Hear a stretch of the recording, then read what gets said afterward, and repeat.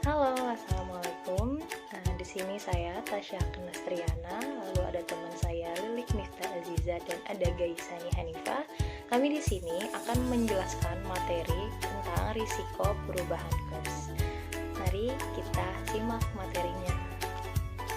Yang pertama, ada arti dari risiko, di mana kemungkinan terjadinya penyimpangan dari harapan yang dapat menimbulkan kerugian.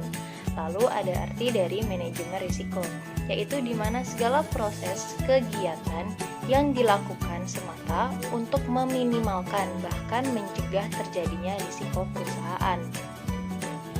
Jadi risiko itu dapat datang setiap saat. Agar risiko tidak menghalangi kegiatan, maka risiko tersebut harus dikelola dengan baik. Berikutnya yaitu ada risiko nilai tukar. Risiko nilai tukar adalah risiko yang diakibatkan karena adanya perubahan nilai tukar mata uang asing. Untuk melihat nilai tukar mata uang asing ini, kita menggunakan yang namanya kurs. Kurs adalah harga atau nilai satu mata uang dalam mata uang lain.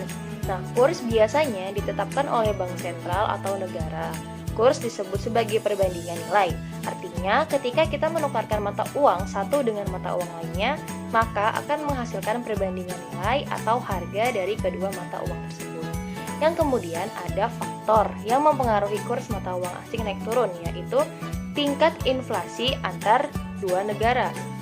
Perbandingan tingkat inflasi antar dua negara dilihat dari suatu negara yang tingkat inflasinya konsisten rendah akan lebih kuat nilai tukar mata uangnya dibandingkan negara inflasinya yang lebih tinggi.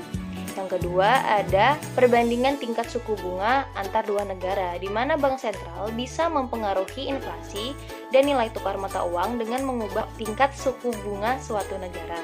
Suku bunga yang lebih tinggi akan meningkatkan permintaan atas mata uang negara tersebut, sehingga otomatis mendongkrak nilai tukar mata uang negara tersebut. Yang ketiga ada neraca perdagangan. Bila suatu negara membayar lebih banyak ke negara partner dagangnya dibandingkan sebaliknya, maka neraca perdagangan negara tersebut ini disebut defisit. Negara tersebut jadi membutuhkan lebih banyak mata uang negara partner dagangnya, sehingga menyebabkan kurs mata uangnya terhadap mata uang negara partnernya melemah. Selanjutnya ada utang publik atau public debt.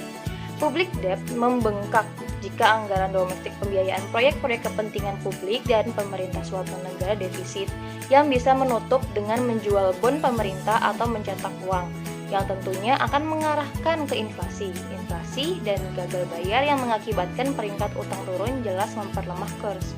Yang kelima ada perbandingan harga ekspor dan impor.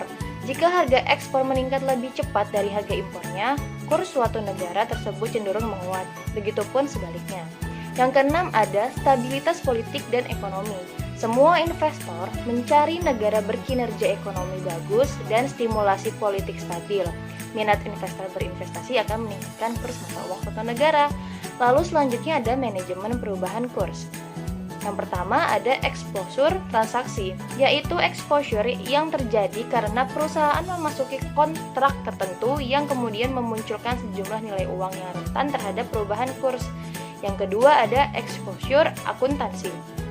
Exposure akuntansi terjadi karena laporan keuangan dengan mata uang tertentu kemudian dikonversikan ke laporan keuangan dengan mata uang lain. Rentan terhadap perubahan kurs. Dengan adanya perubahan kurs, maka proses konversi tersebut bisa menghasilkan keuntungan ataupun kerugian. Yang selanjutnya, yang nomor 3, itu ada exposure operasi, yaitu operasi perusahaan yang rentan terhadap perubahan kurs. Lalu selanjutnya ada exposure ekonomi, di mana yaitu perusahaan yang rentan terhadap perubahan kurs. Baik, selanjutnya kita akan berbicara tentang hedging. Hedging ini merupakan strategi trading untuk melindungi dana trader dari fluktuasi nilai tukar mata uang yang tidak menguntungkan. Hal ini dilakukan oleh perusahaan sebagai strategi dalam pemanggilan risiko. Karena balik lagi, prinsip hedging ini adalah menutupi kerugian posisi aset awal dengan keuntungan dari posisi instrumen hedging. Baik, yang selanjutnya kita akan membahas tentang manajemen exposure transaksi. Di sini terdapat 4 instrumen. Yang pertama derivatif, yang kedua money market hedge, yang ketiga receiving, dan yang keempat netting exposure. Untuk derivatif ini merupakan kontrak perjanjian antara kedua belah pihak untuk menjual dan membeli sejumlah komoditas atau sekuritas pada tanggal tertentu di masa yang akan datang. Akan tetapi harganya sudah bisa disepakati saat ini. Untuk money market hedge ini merupakan teknik hedging melalui pasar uang. Sedangkan untuk risk shifting ini merupakan teknik pengalihan risiko, di mana risiko dapat ditransfer untuk tujuan diversifikasi risiko. Prakteknya dengan melakukan pengalidayaan hedging dan asuransi. Untuk netting exposure ini kita harus menetkan dua exposure yang berlawanan. Pergerakan kursnya ini searah dan negatif. Selanjutnya ini ada manajemen exposure akuntansi. Exposure akuntansi ini terjadi jika perusahaan, khususnya perusahaan yang multinasional, melakukan konversi laporan keuangan dari satu mata uang ke mata uang lainnya. Artinya di sini manajemen membantu dalam mengevaluasi kinerja semua perusahaan dengan membuat laporan keuangan konsolidasi dari seluruh anak perusahaannya yang tersebar di berbagai negara. Baik, selanjutnya ada manajemen exposure operasi. Exposure operasi terjadi karena perubahan kurs akan mengakibatkan terganggunya operasi perusahaan. Nah, manajemen ini dapat melakukan bertujuan agar operasi perusahaan ini menjadi tidak begitu sensitif terhadap perubahan kurs. Analisis juga dilakukan dalam manajemen ini tentunya untuk melihat siapa sih pesaing kita, siapa konsumennya, dan lain-lain. Selanjutnya, kita akan membahas tentang risiko nilai tukar. Risiko nilai tukar ini adalah risiko kerugian akibat pergerakan yang berlawanan dari nilai tukar pada saat bank memiliki posisi terbuka. Nah, risiko ini terjadi pada hubungan mata uang dalam negeri dan mata uang asing akibat adanya fluktuasi perusahaan dalam ekonomi makro. Risiko transaksi nilai tukar berlaku untuk dua transaksi. Yang pertama ada transaksi masukan dan yang kedua ada transaksi keluaran. Transaksi masukan adalah transaksi yang menyebabkan masuknya uang perusahaan, contohnya seperti penjualan dan investasi sekuritas. Dan yang kedua yaitu transaksi keluaran. Transaksi keluaran adalah transaksi yang menyebabkan perusahaan berkewajiban untuk membayar, contohnya seperti pembayaran impor bahan baku dan pembayaran kewajiban.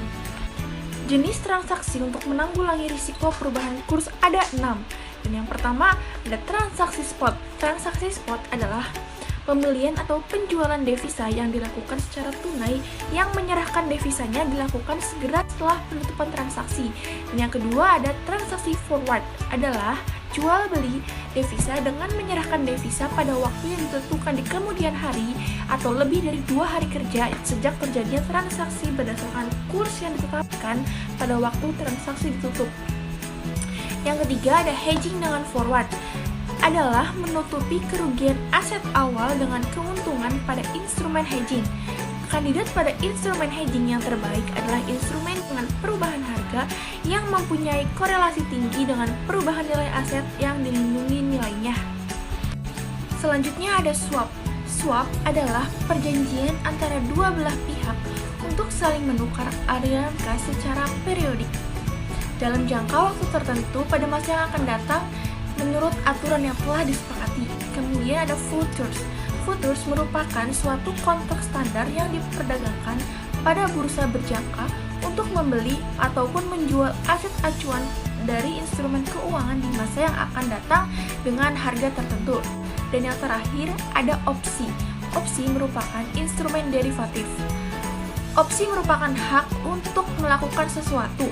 Karena merupakan hak, maka pemegang opsi boleh menggunakannya atau tidak hak tersebut.